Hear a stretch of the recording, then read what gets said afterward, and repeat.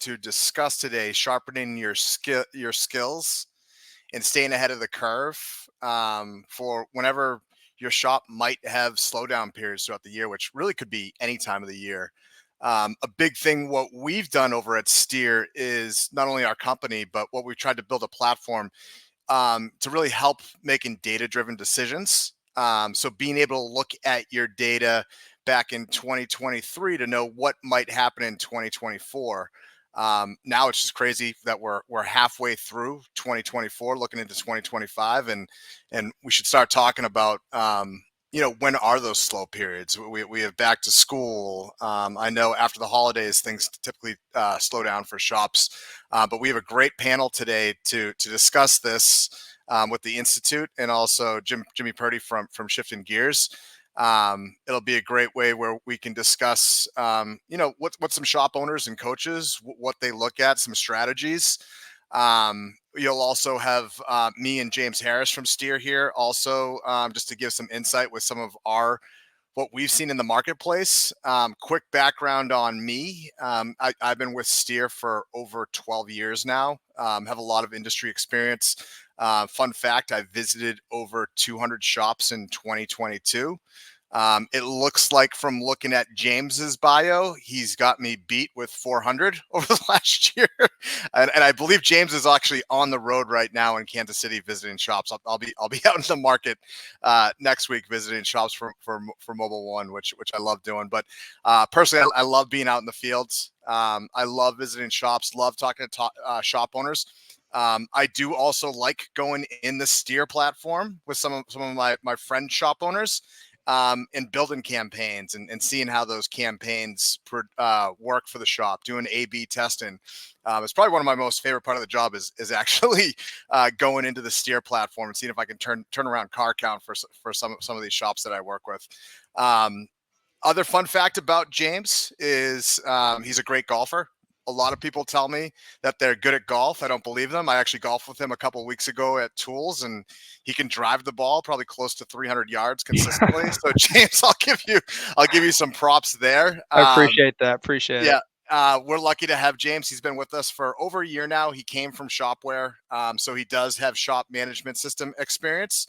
And now he has over a full year of CRM experience, and he really helped us with launching the Advanced Auto Parts relationship. And now he's working with me closely on Mobile One, visiting a different type of shop with quick lubes and stuff like that. But again, with me and James, we have a lot of experience visiting shops and really just talking to shop owners and trying to help them overcome some of their struggles. Next, I'll introduce the panel. We have Jennifer Hulbert here from upstate New York, right, Jennifer? That's correct. Upstate New York. All right, we're covering the whole entire United States with Jimmy being in California. Jennifer has spent her whole entire career in the automotive industry, so she's got me and James beat there, definitely. I love that she's into data. I think you're perfect for the panel. The fact that you like looking at data and you like financials. And I love that you care about your shops and seeing them succeed. I think that's something that also me and James like to see too. So welcome to the panel. I'm very excited to see what you have to say about KPIs and some of the things to look at for the shop when doing campaigns and stuff like that. Thank you. I'm excited to be here and excited to get this information out to the public. Excellent. And then we got the rock star, Jimmy Purdy. I think you're the only one that says that, Greg. Jimmy has mastered the 360 Facebook Live, and I think it's going That's viral amongst other groups. Jimmy, we're talking about marketing here, and that's important. Yeah, we are. That's right. So we got a marketing expert in the house. 10 years a technician, led to him owning his own shop. So he's got a lot of experiences, I guess, on both sides of the house, turning wrenches and running the business. Tech turn shop owner. Yep. Perfect. Yep. I met Jimmy this past winter out at the Mars conference for the Institute. So it was great just actually meeting up with him, talking to him a lot about my experience and then him telling me stories about kind kind of his experience in the industry. And then we also had some fun kind of going around Ogden and meeting some local people and seeing what they do for Facebook marketing live at their bars, which we had a good time. Yeah, which was pretty interesting. But we are super happy to have this panel today and kick things off. All right, excellent. So Jimmy, one of the things I talked to you a couple weeks ago, we were talking about things slow down typically towards the end of the summer, going into back to school. A lot of my shops too, or shops that I see when I look at the data and steer, things slow down after the holiday season. I don't know if there's like a lot of spending that goes on, and then, you know, consumers typically kind of watch their wallet, and sometimes car repairs might not be top of mind during that time. But Jimmy, you said something really interesting to me where you're talking about not only back to school, but right now is like fair season, especially where you live. And I know where I live in Massachusetts, there's a lot of fairs popping up. So you were talking about doing maybe some campaigns or some marketing around fairs, but then leading into the school season. Can you tell us a little bit of kind of what that looks like, some of the strategies and some of the things you're thinking about? Because it's like, what are the ebbs and the flows? What are the highs and the lows? I mean, you can put all your eggs in one basket and it works. Then you do it again and it doesn't work. And then you're trying to like find the rhythm and the seasons. And I don't think auto repair is, not in California, seasonal, right? And that's like different across the whole country too. Like, because you have seasonals. Like, I didn't even know the tire thing was the thing on the East Coast, right? Where you like store the tires, you do the tires. Like, that just blew my mind. I'm like, I'm in California. We don't have snow season. Like, so marketing that way is like, that doesn't work for me. Like, that wouldn't make any sense. But to your point with like the fair season, that's something that affects everyone across the country, because fair season is the same time across the whole nation, right? Like, it's always the same. And the same with road construction. And we're talking about like, everyone seems to want to do road construction at the same damn time across the whole United States. Like, they all get together and like, so how do you like market towards that, and how do you anticipate that? Because if I did it today, the fair started 4 days ago. So if I put a campaign together right now, they ain't gonna do anything for me. So I got to anticipate that. And then is that even worth the time though? Because then we were talking like, well, people come to the fair, are they even interested in auto repair? And like, are those people that need the auto repair when they go to the fair, is that your ideal client, right? And we were talking about trying to find the avatar and like, who exactly is it that we're trying to market it towards? Like, is that even something I want to spend my time and energy on? I know a few years back, they have a booth at the fair, and I went and got a booth for the shop at the fair. It was like the worst decision I ever made. Like, it was a waste of money. I spent other than I could bring a cooler into the fair and we could drink our own beer there at the booth. That was pretty much the only benefit, but I don't only think it benefited my friends, you know, because they're like, oh, Jimmy's got beer at his booth, so we'll go over there and hang out, right? Like, I didn't do anything for the shop. So it was like, I don't think that was the right tactic to go towards, but it's just paying attention to those outside things that are around and how can I capitalize on those situations, I think is the main takeaway, right? I would absolutely agree with that. And having a plan is the first step. So looking at the data, you mentioned that in my introduction, looking at your historical ebbs and flows and highs and lows, and then putting a plan together so you're anticipating those typical slower seasons. Back to school is a perfect example of that. That time frame can shift across the country. I'm in upstate New York. We don't go back to school until after Labor Day. A lot of southern states start now or in the next couple of weeks. So pre-planning for that in months in advance. Also looking at your total marketing. So Steer focuses on customer retention marketing. We also are concerned about new customer attraction, but making sure that you have all of those pieces, new customer attraction, retention, and image and branding handled in your marketing plan, and have an actual plan with a calendar and a budget is very important as well. Yeah, and Jennifer, how far out should you be planning?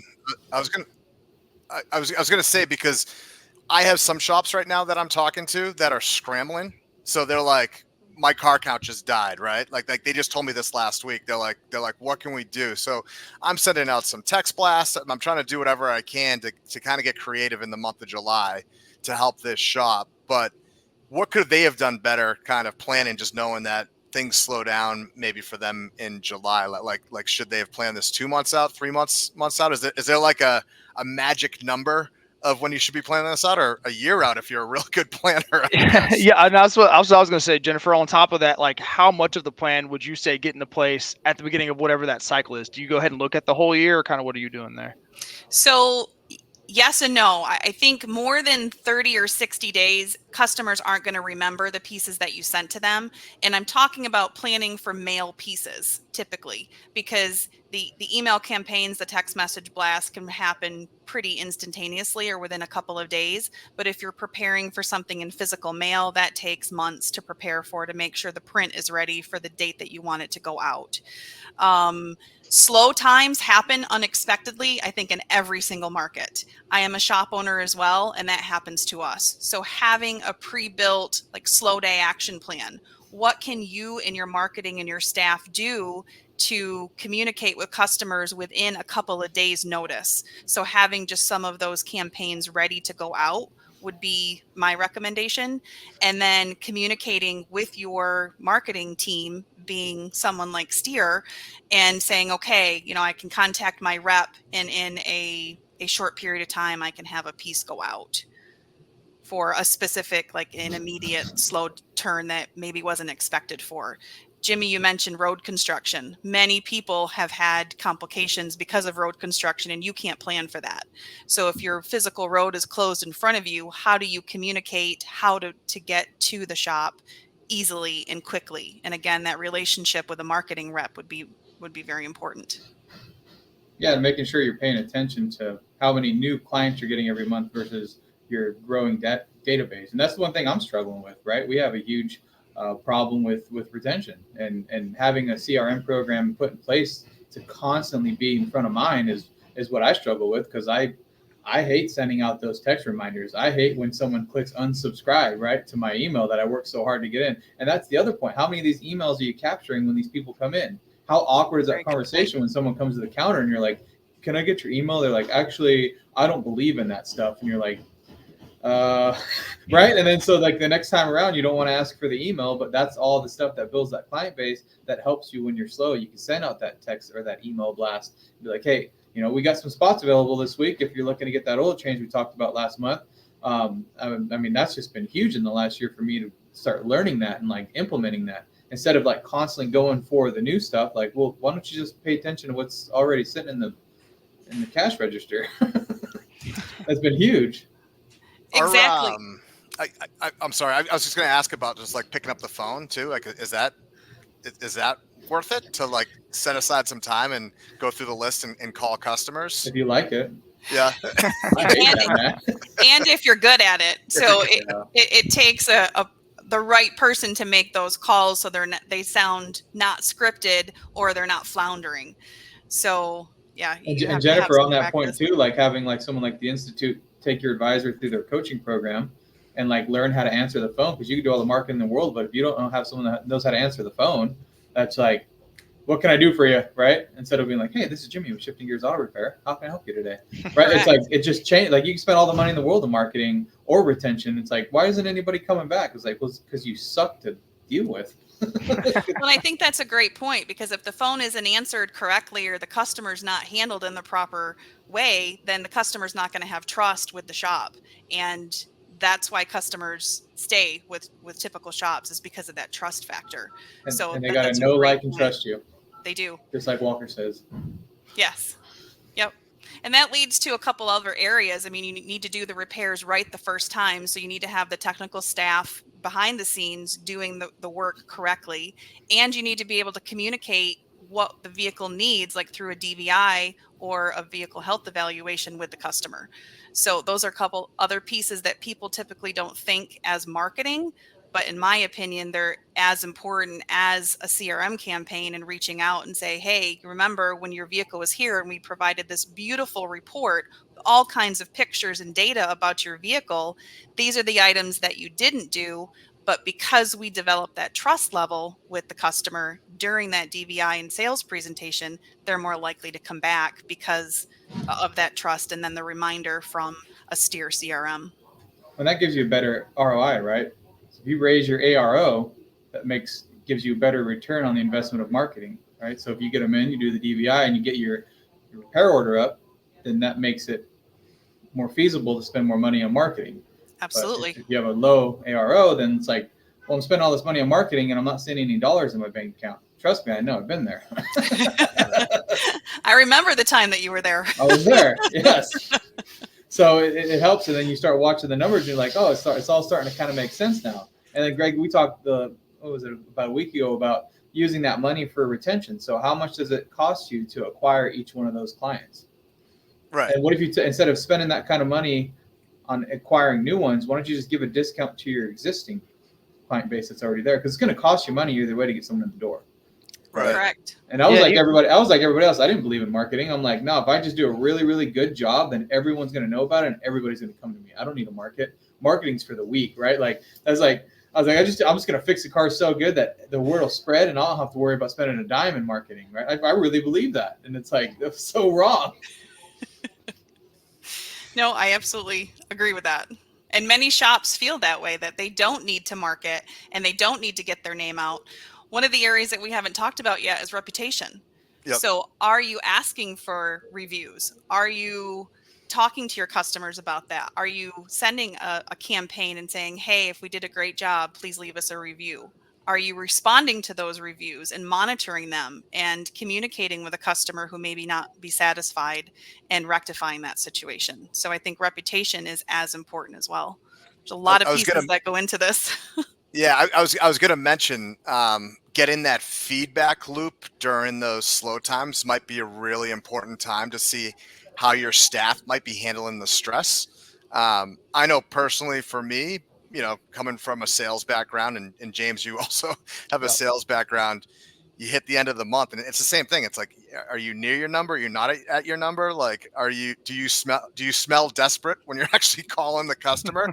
You don't want your team to do that. And also that could trickle over into other parts of the business. Mm-hmm. But I think to your point, Jennifer, like if you're having that feedback cycle and you're monitoring that closely, especially during a slow time, I think some things might be exposed that, I didn't appreciate this about the shop, or it's like when your standard operating procedures kind of get exposed if there's something that happens and then again, it's that feedback loop. But I think during these slower times is probably a better time to kind of keep a good eye on it and even listen so much to the negative stuff, but the positive stuff too, right? Like the one missing part is the CRM is, okay, maybe you don't want to bother your clients, you don't want to hound them, whatever. But a lot of people are waiting for you to ask them what they thought. Like most people won't tell you unless you ask, but if you ask, they will tell you, right? Right. And we've had over 100 Google reviews in the last year just based on asking for a review, right? Like just that simple text, hey, let us know how we did, and all of a sudden our reviews grow. And guess what that does to the Google, right? Like Google my whole goal Google. is my whole thing is to stop paying for Google ads, right? Because it's not sustainable. It's like if you're paying for Google, what's the best patient out there? A sick one. Right. So if you're using Google ads and they're getting you business, they're going to want you to keep paying for Google ads. So the more organic stuff you can get, the better off you are. Right. And one of the big things is getting reviews, but you can't get the reviews unless you ask. Correct. Yep. And the same goes for referrals. So asking a customer to refer a family or a friend can do the same thing, because again, that existing customer already knows and trusts you and has a relationship with you. So they're going to sing your praises to another new customer that could potentially be yours. Maybe not the in-laws, but most families. Jennifer, do you have a process that you coach for asking for referrals? Because I know this is like, it's almost like it's difficult sometimes when I talk to shop owners, we're like, I can't ask for emails. Kind of like what Jimmy was talking about earlier of just being like, it sometimes gets awkward, but I see asking for referrals almost being sometimes awkward. Are there any strategies to help with obviously boosting those new customers through referrals that you could give anyone who's listening today? That's a good question. I'm listening for this one. Yeah. I don't know if you have it built in the CRM or if it's just asking. I think you do both. Okay. Any in front of customer requests that you can have, I think is going to be the most impactful. So at my personal shop, we have a little card that we printed up and give to customers who we want feedback from. There are some customers that you don't necessarily want their feedback. Everyone is getting the email as a follow-up CRM, but we do give a personal, just little note. Hey, if we did a great job, this is how you can leave us a review, and this is where to find us on Google. The same thing for a referral program. So you need to have a process. And you mentioned a standard operating procedure before. Many of this type of items can fall into that. So are you offering an incentive for the customer to refer someone else? Are you offering a discount for the new customer to come in? Are you doing something like cookies or candy, or is a thank you enough? So looking at who you have in your database and who are your best customers. We all know who our top 10 to 12 or 10 to 20 customers are. You could ask them and do a survey. What would be a reward for you to send me a referral? Many people, in my experience, say just your thanks and just the fact that you do great service and are a part of the community is thanks enough. Some people say, you know, some small type of discount. So defining what your process is and then following that process. I do think referrals are best if they're asked for in person, or something maybe like a mirror hanger where the technician's face is, hey, I'm proud to work on your vehicle. I would be proud to work on a friend or family member's vehicle. Here is our referral program, and please refer because it means a lot to me. So you can really personalize it, and I think that means something to customers.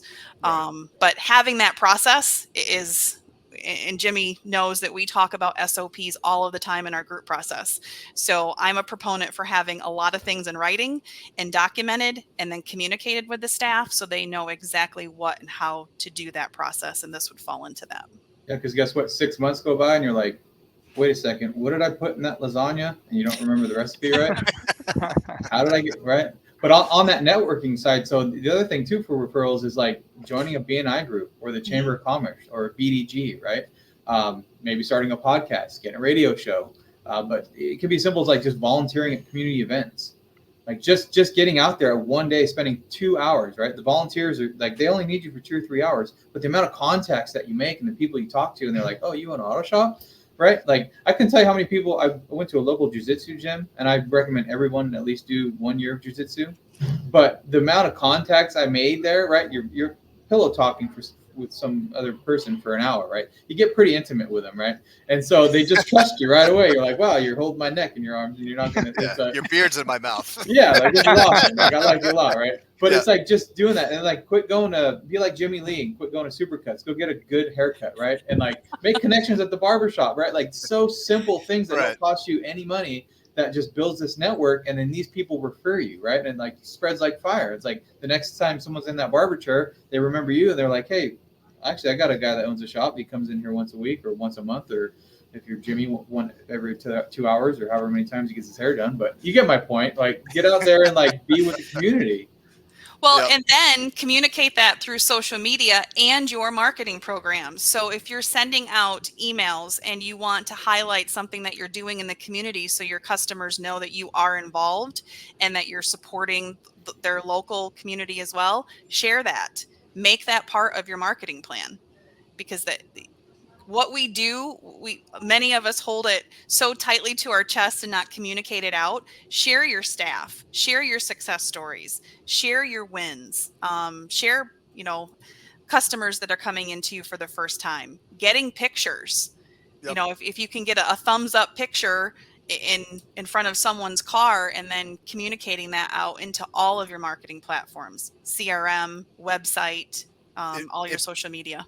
It brings your shop to life almost, right? Like people think they know your staff, they know you, just because, most people spend 2-3 hours on Facebook a day, and they keep scrolling through. They see your live videos, they see your pictures, they see your friendly faces, like they want to go there and do business. It makes you a person, right? So it makes you relatable. Yep. If you use it right, like the radio's got a pretty bad rap, right? Because everyone wants to do a radio ad and then they expect this huge turnover.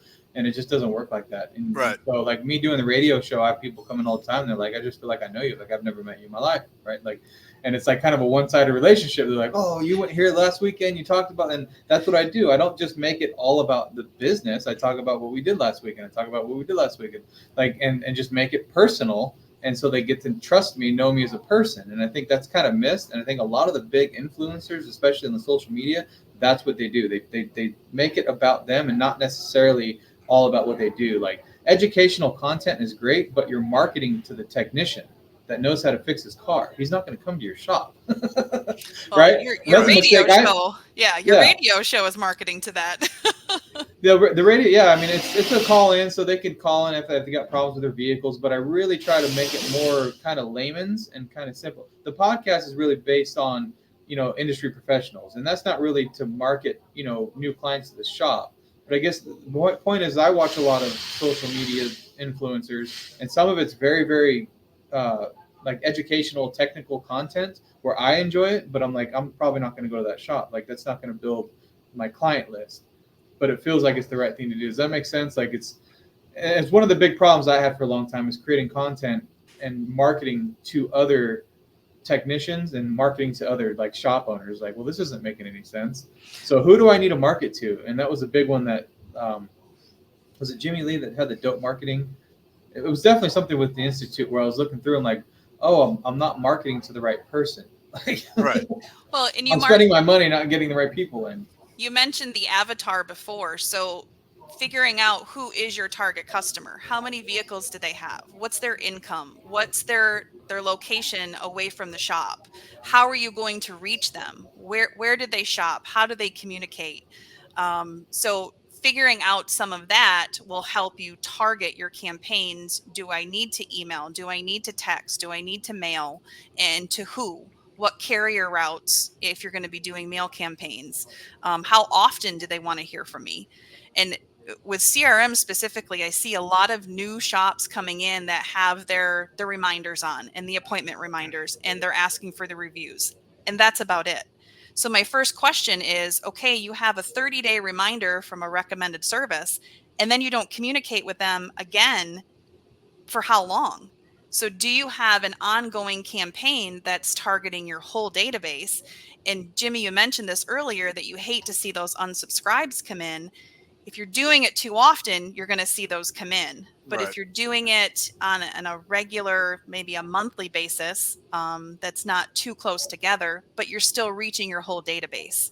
That's the important key, is you need to stay in front of your customers. Yeah, and targeting the wrong clients. I mean, Correct. I just flat out say I've got the wrong clients come in, and I'm just doing the wrong things, right? I'm trying to get to the top pinnacle, and I want to have this cool hip campaign, right? Like, and be able to do like a Got Milk campaign, right? Like Jeff Goodby and Rich Silverstein, like do this really, really hip thing, and it's like I'm just so far away from that.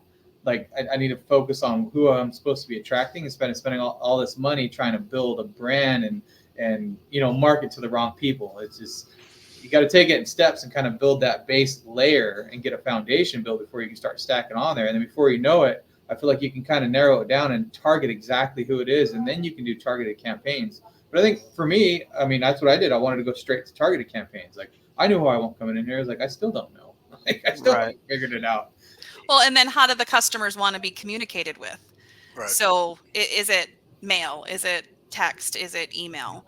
And one of the things you mentioned earlier, Jimmy, is it's weird for you to ask for an email. That's part of our incoming script. So it's name, phone number, address, email. And birthday. Oh, we don't do birthday, but it's just that the normal spiel that we ask, and customers typically don't say no if you just ask it that way. If you ask, well, hey, I kind of want your email, so will you give it to me? Then you're going to get the no's. The desperation, like Gregg said. Yes. You can smell it. You can't market when you're desperate. It never works. Man, I guarantee when you're busy and then you overprice a job because you don't want to do it, and guess what they say? Yes, every time. And you're like, I tried to price that out. I didn't want to do it. That same job comes next month when you're not busy, and you go $1,000 less, and then it's like, it's just a crazy thing. And like you said, people can smell it. Like they just know. Yeah. Well, and we talked a little bit about ROI. What I was going to ask you, Jimmy, you're kind of on the hot seat, I guess. Of like, so when do things slow down for you coming up? Like this next, is it happening right now, or is it happening in September? In a couple weeks, I'll probably see a slowdown. The data? I'll probably see a slowdown in January. It's usually December and January right after Christmas, and I think that's just standard. That's just like after Christmas, I think every industry in the world dies except for Amazon with all their returns. But you know what I mean? That's typically it. Yeah. Are you planning right now kind of what you're going to do for January? No, I got to put you in the hot seat with your coach. Yeah, right. And we'll talk about this tomorrow, Jennifer. I don't have to do it all the time because I'm like, Jennifer, help me. She's like, you need to do this. Right now, I'm focused on back to school. So we have back to school flyers going out. And this is the first time we've targeted to back to school. And so we're going to see how that works. And one of the things I've read was, you know, greatest is the enemy of great, right? And so you draw a line and you want to find like the greatest thing. Like, what am I going to do? What's the greatest thing I can do to get people in the door, right? And then you miss all these great opportunities you can, right? So instead of like, you draw this line and you're just looking for this greatest thing. That's it. That's all I'm going to do. Instead of like, well, that could be a good idea. That could be a good idea. And Jennifer doesn't like when I do this, but I do kind of like get a lot of ideas. I'm like, but I want to throw everything at the wall and kind of see what sticks. And they're all great ideas, but they're not the greatest, right? But you'll never know unless you kind of categorize them and start stacking them kind of like poker chips, right? Like you're trying to like, well, that could be work, that could work, that could work. So one of the things this year is going to be targeting the back to school and see how that works for us in our area, just like the fair time. Maybe next year we'll try targeting the fair time again and see what happens there and just see if that works. So I guess to your point of the slowdown we're looking for in January, I don't really have a big game plan to get that moving. I already have like the basic stuff that I'll be working on, getting a lot of the retention. That's going to be huge. I think getting new clients after Christmas time is going to be impossible, or it has been. Like our new customer count for the last 3 years has never, ever gone up after Christmas, right? But we can target and do the CRM and reach out to the people that we already have in our database and then work that way. So one of the key things that you said was our new customer count doesn't increase. That means you're tracking it. And that's important. So if you're not tracking the new customer and returning customers or your active customer lists, then you're not going to know if you're impacting that at all. And one of my coaches that I've had said, you may not completely make a poor month or a typical slow month the best month of the year, but you're going to impact it and increase sales because of your marketing. So even if you can move the needle a little, then that's what we're looking for. Yeah, and sometimes, you know, marketing, I don't know who told me this, but your marketing budget could just be paying for cash flow, right? Like if you're not tracking how many return clients you're getting back in, you're just paying for cash flow because the amount of money you're spending to get them in the door is just paying to market to get new people in the door. So it's like, it's just cash flow, right? And that's great when you're starting, like you have to do that. Like if you don't have cash flow, you don't have a business, right? Correct. But over the years, you start realizing, okay, well, man, my retention rate's down at like 60% right now. Like that's not good. And I'm in the process of that right now. The last 2 months, we've had a 10% drop from last year in retention. Oh man, what are we going to do here? But it's not 20%, right? Like we're not solely based on new cars every month. I'm seeing the needle go the wrong way. And I'm like, okay, we got to work on retention. So what are we doing? We're doing a back to school postcard flyer for all of our existing clients. And we're going to spend all our money trying to get them back in the door instead of acquiring new. Of course, you always got to get new. You always got to be constantly branding, always pushing it out there. But the focus right now is getting the clients that we already have in the database back in the door. Yeah, and I think a big piece of that too, Jimmy, is when you're looking at it, I know you said you don't want to throw stuff at the wall and see what works, right? But there can be a strategic way of doing that. When you're using tools that allow you to track that data back and figure out what's actually working and see what dollars you're bringing back with certain campaigns, that's what you can reuse next year. That's what you can change next year if it didn't work. And I think that's a big piece to it, right? Is making sure that when you're going into it, you're really looking and analyzing what is working, what's not, and having a tangible way of grabbing that and seeing what I like doing that. Yeah. Just to clarify, I do like throwing stuff at the wall and see what's like. Well, I know you love it. Freaking hates it. And so does my wife. Like, stop coming up with all these ideas. I'm like, I'm telling you, one of these is going to be gold. Trust me. Well, and when we're talking about retention rates, one of the things that we haven't talked about yet is the business model. So, Jimmy, you were typically a transmission shop where customers came to you for those large repairs and not for the maintenance services. Correct. Now you're doing tires and alignments. Now you're going to get into maintenance services. So that's part of the marketing plan as well, is what is your your business model and who do you need to attract. Yeah, stop stepping over to the dollar to pick up a dime, right? Correct. But I really, really, really want Euro cars. Yeah, but you're not getting any Euro cars. Yeah. So just work on the cars that are like coming in, and that's with the classic cars that come in. I don't have to. They just come in organically. I get a lot of classic cars, and as soon as that word spreads, it's like, oh man, you can work on old cars. Yeah, that's not a problem, and I don't have to spend $1 marketing towards it. And it's like, well, you know what? That's what's working, and now I got to figure out how to on the business side of it. So aside from the marketing side, I got to make that make sense to make money. Mm-hmm. But it's like that's just easy. I had a going through some of my keywords and watching KPIs is another important one. So if you're spending money on Google ads, you better know what's working, right? And so going through, I saw one of my blog posts for drivetrain really like took off. Like drivetrain, because how many times have you looked through and like what do people search when they're looking for auto repair? Like typically what do they type in? Probably not drivetrain. Right. But it's like what is it? Is it auto repair? Is it auto care? Is it maintenance? Like what is it? All of a sudden drivetrain took off. So I just took it and put it on one of my KPIs under my Google and boom, now I'm #1 rated if someone searched drivetrain. And it's just like that cost me nothing other than just watching what was working and then just copy, cut, pasting. And now it's on there and I'm ranked #1 for drivetrain. And it's like, I didn't even know people looked for that. Like, I didn't even know that was a search term.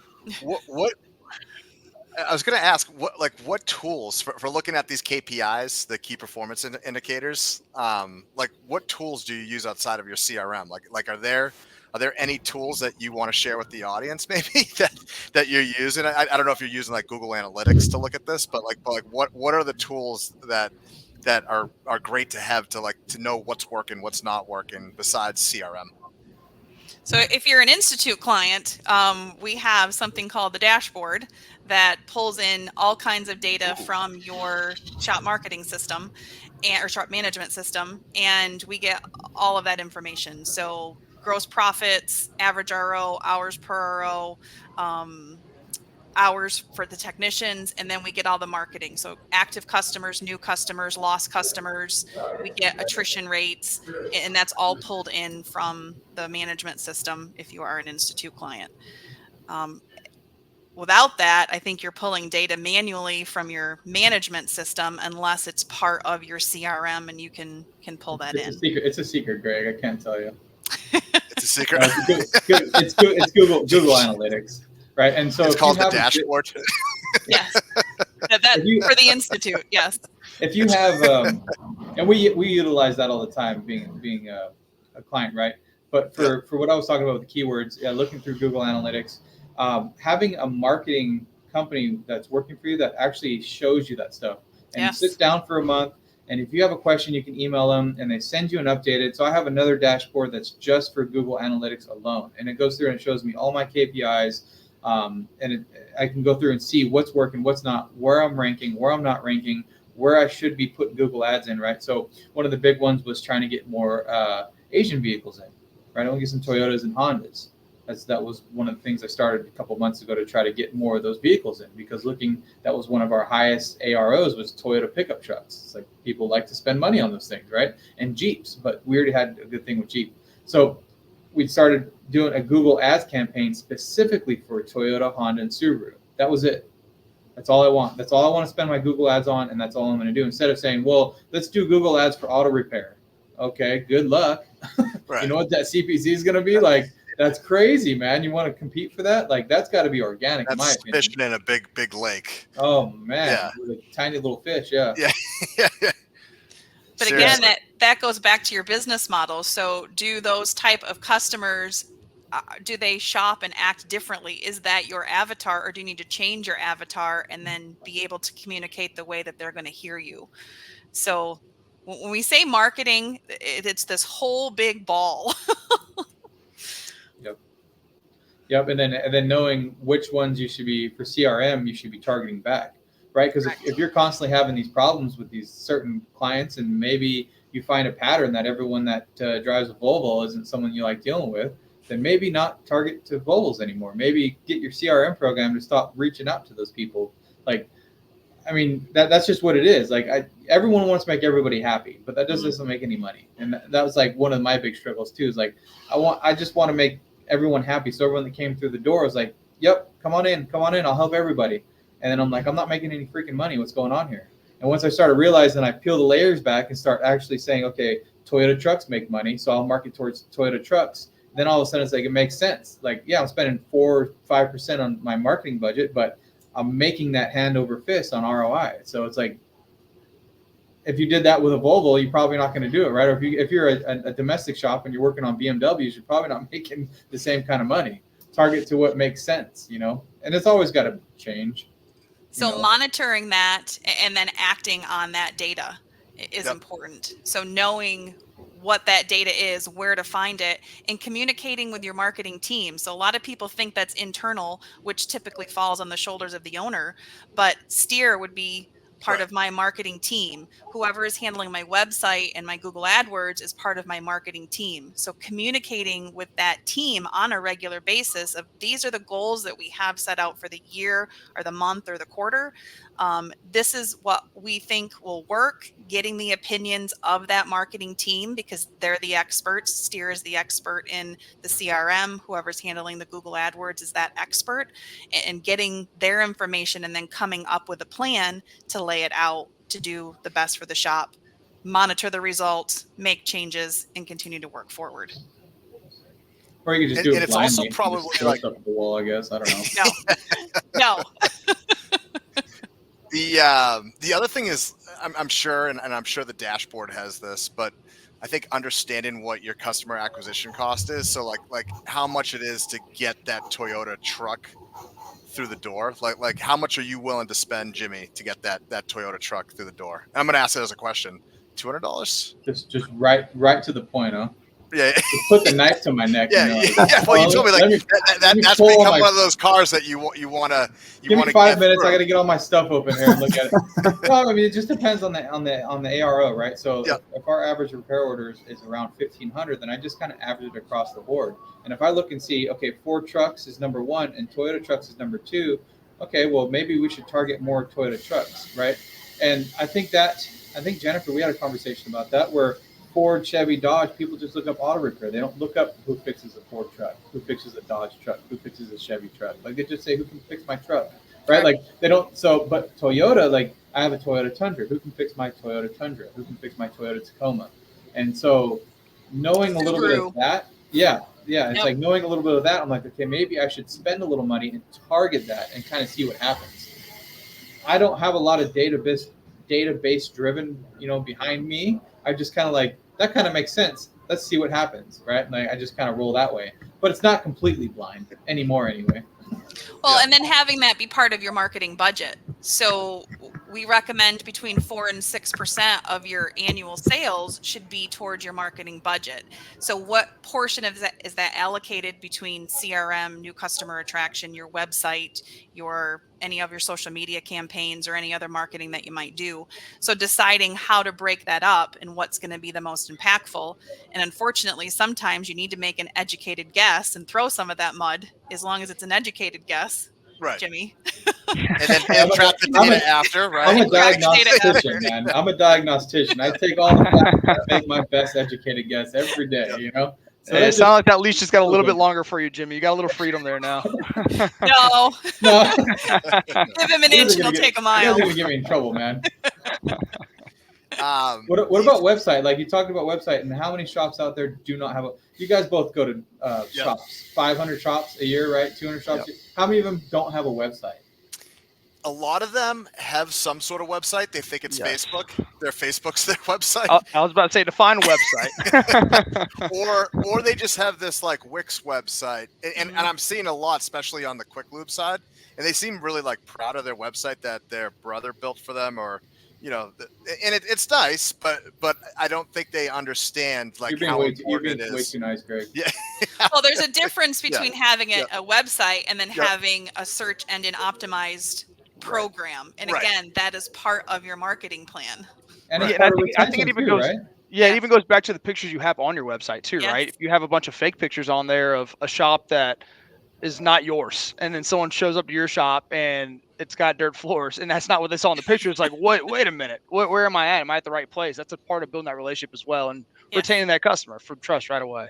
Yeah, good point, because that's like, how are they gonna recommend you, if that's the experience they got, they're not going to want to give that experience to someone that they know or love, right? Like they don't want that either. It's like you go to the website, it's like, yeah, that dude I saw on the website is the same dude that actually sitting at the office. Like that just builds trust like right away.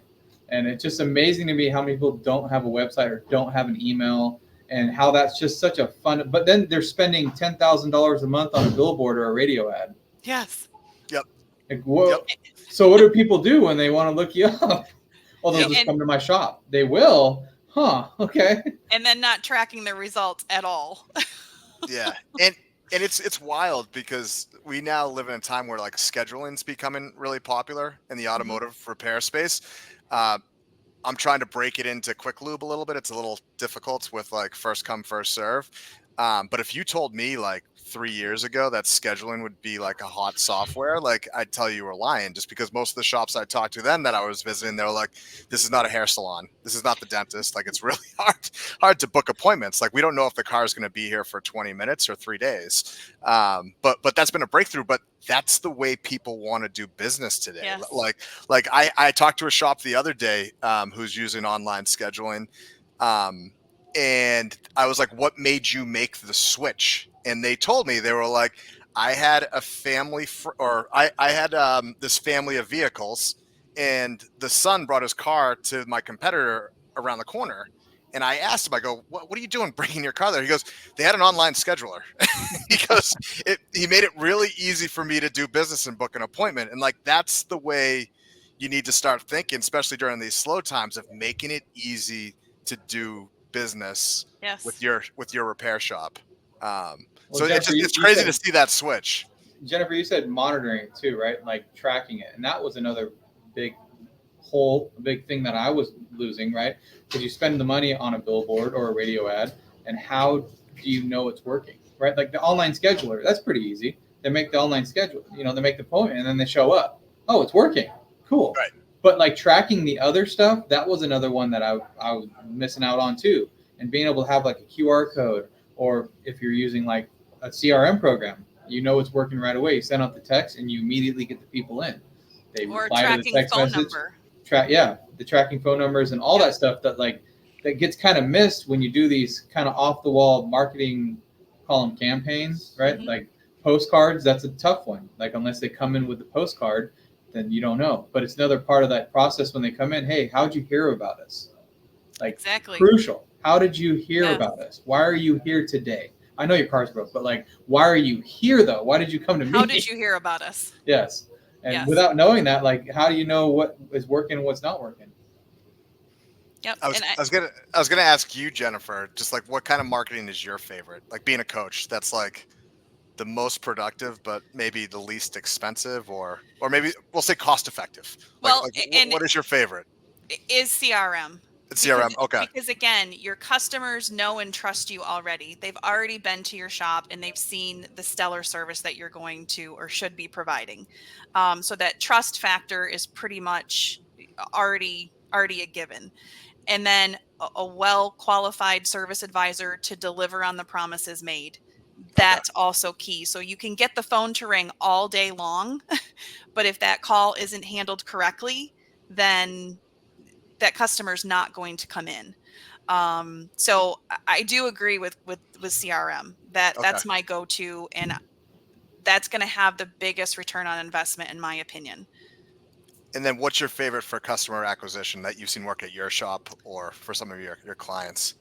Google AdWords. Google AdWords. Okay. And a well-designed SEO website. So yes, my cousin could have made my website and it looks absolutely fantastic, but is it doing its job to get customers to come in the door? That's a whole other type of website. And if you're not paying attention to the CRM, your Google Analytics, meeting with whoever your website provider is, and knowing that you're getting the customer to come in the door. Recently, I've had my website rewritten about 5 or 6 years ago, and recently we started to see our organic searches really fall off. So my whole website, all 106 pages, were indexed by Google, but not all 106 pages have new content to be re-indexed. So knowing that and having a web company who understands that and can make the recommendations of, hey, these are falling off because we're paying attention to the data and we need to make some changes there. Excellent. No, this is great. I'm going to open up the chat now. So for anyone who's online right now, I know we probably have about 10 minutes left, roughly. So for the three of you listening right now, it's time for your questions. But if anyone has questions, please post them. We're more than happy to answer. I can give you an educated guess as an answer. So don't.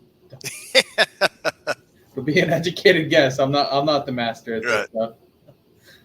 But I think learning and just like you said, tracking and monitoring it and just constantly making changes. Like the website's tough. Like that is so tough, and it's a full-time job. And I think a lot of us, technician turned shop owner, we try to take on as much as we can, right? Like I can fix a car, I can fix anything, right? Like I can fix a sandwich, no problem.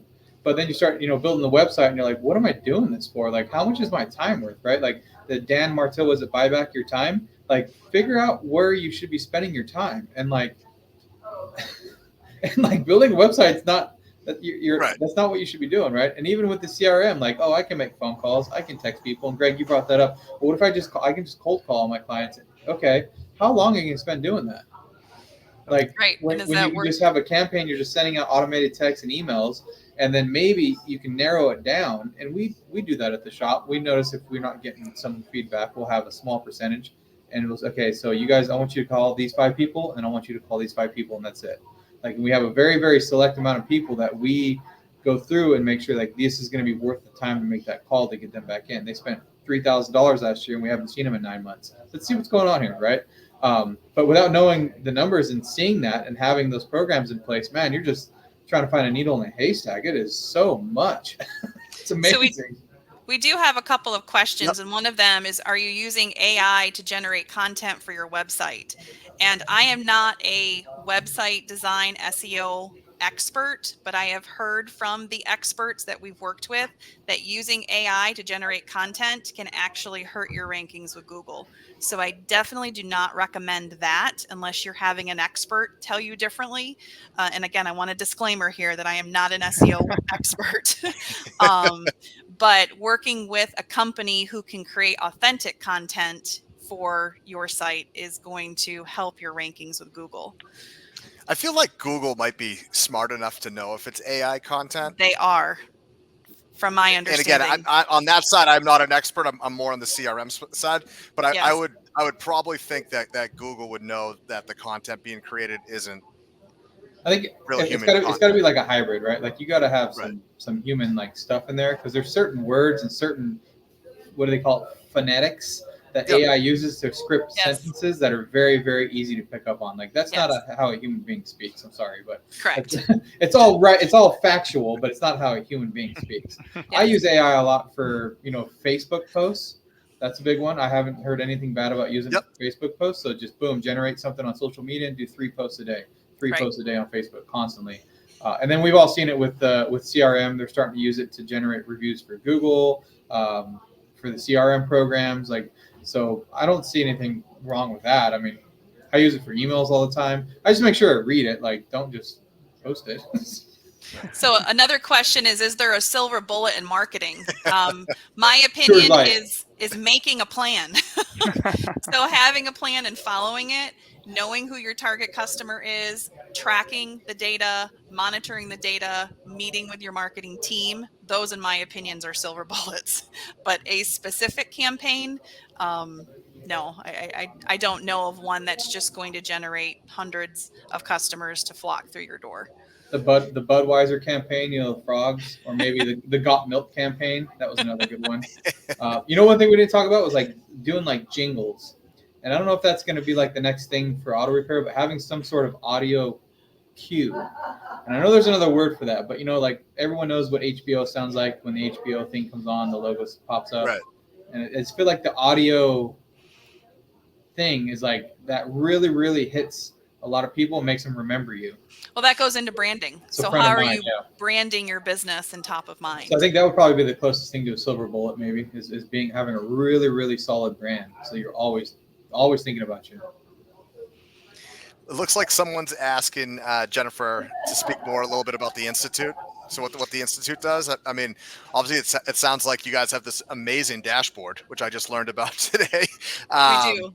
But and obviously the coaching side of things, like what else does the Institute offer clients? And Jimmy, you could probably talk a little bit about it as well too. Sure. So we are an automotive shop owner, advisor, and management coaching group or company. So we have automotive shop owner groups, similar to the 20 groups that you hear. So we're meeting in person with 15 to 20 people in a group, and we're traveling around to the actual shops to do an evaluation. We have an advisor training group called the advisor program. We have a manager's program. We have an individual coaching program.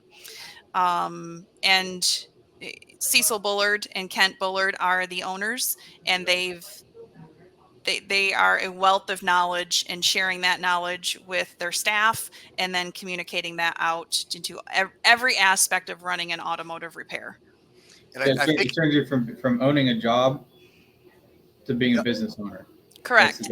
And I've been 2 years now, and we've taken our sales from, was it about 600,000 last year, and we're on track to break 1.2 this year. Yep, you've doubled in a year. And not to mention the net, we actually have a net profit. It's not huge, but we're working on that. But knowing that is what is important, right? Yes. Knowing what you're striving for, and setting the goals and attaining the goals, and then having Jennifer hold you accountable, because she will. You better do those things you said you were going to do. Absolutely. And there's an event coming up too. I think we could scroll it at the bottom or post it at the bottom if. Yep, there we go. Yes. Look at that. So we have the Institute Summit is going to be February 6th through the 8th, 2025, in Amelia Island, Florida. We have a great lineup of speakers coming in. We have all kinds of vendors coming in, so you can learn more about the different products like Steer, or a whole host of vendors coming in. This is the second one that I'll be participating in. Our first was in 2022, I believe. And it's just great to get all of these like-minded people together, like any industry event. The camaraderie that happens, the communication that happens, the ideas that flow. I'm really excited to get to the summit. And it's in Florida. It is. And for me, that's important. I'm in upstate New York, so Florida, it's not going to be 30 below. It's important for everybody because we're going to Florida. We mean Miami. Greg knows. Good time, Greg. We're going to have a good time, man. Yeah. Ogden Part 2, but in Miami. Yes. Oh my God. I can't wait. Yeah. And then we're scrolling down below the Gearbox podcast on your favorite listening podcast. Yes. There's millions of podcasts, but you could find the Gearbox podcast. The Gearbox sure, if you just do a simple search, right, on the app. Lots of conversation just like this with other shop owners across the whole nation. I go to different events. I talk to different shop owners, talk about their journey, talk about what works for them in their shop. If you're ever interested in being on it, you can find me on Facebook. I'd love to have anybody on. I'd like to hear the stories. There's so much we can learn from each other when we learn to collaborate instead of. Correct. And I'm excited to be a part of this webinar with Steer. I think communicating this type of information out to the general public of people who just are learning, how can I impact my business and what are the small tweaks that I can make? So I'm really excited to be here and happy to have been part of this team. Yeah, this has been a great panel. I've learned a lot. I love. I knew Jimmy was kind of a wild child, but with all the different types of marketing. But it's good to know that Jennifer, you're there to keep him in control a little bit. But yeah, this is fantastic. With Steer, there are some new features coming out in the next few months. So we are doing a lot with Google. We have Reserve with Google. We are doing a lot with scheduling. So doing some stuff on the customer acquisition side. I know we talk a lot about customer retention, but we are focusing a little bit more on the customer acquisition side, and more to come with that. But again, I appreciate everyone's time and everyone joining the webinar today. I think we'll have part 3 in a couple months. I'm looking forward to that with the Institute, and I am looking forward to the event next year that hopefully me and James will be attending again, and finding the hotspot, Jimmy. We're gonna go meet some locals and learn how to advertise our business. Yes. Social media marketing 101. I'm coming to call that. We'll just have a class, and it's like, when's the class start? At about 8:30. In the morning? No. At night. Excellent. Cool, guys. Well, thanks for having me. This has been fun. Yes. I enjoy all your company, and I learn something every time I talk with industry professionals like yourself. So this has been a great opportunity to be here. Yes, thank you again. It's been a lot of fun. Awesome. Thanks, y'all. I appreciate it.